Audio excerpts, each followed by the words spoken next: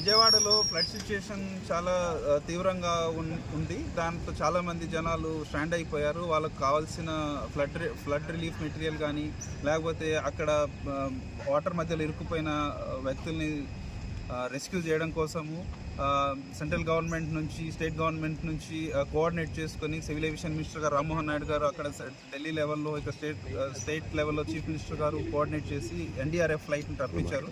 Morning 6:30కి flight land అవ్వడం జరిగింది. అలాగే ఇక్కడ నుంచి మనకు rescue operations and flood relief material కూడా, వాటరు, బిస్కెట్ ప్యాకెట్స్, మిల్క్ ఇలాంటివి ఇక్కడ నుంచి పంపించడం జరుగుతుంది. ఒక నేవీ హెలికాప్టర్ ఒకటి ఇక్కడ నుంచి ఆపరేట్ అవుతూ ఉంది. ఆల్రెడీ ఒకసారి ఇక్కడ నుంచి మెటీరియల్ తీసుకెళ్ళి డ్రాప్ చేసి వచ్చి మళ్ళీ రెండో ట్రిప్ ఇప్పుడు వెళ్ళింది. ఇంకా ఇది కాకుండా ఇంకా 4 హెలికాప్టర్లు కూడా వస్తాయి. మార్నింగ్ వచ్చిన IL-76 హెలికాప్టర్లో IL-76 పెద్ద ఫ్లైట్లో, ఇండియన్ ఎయిర్ ఫోర్స్ ఫ్లైట్లో 120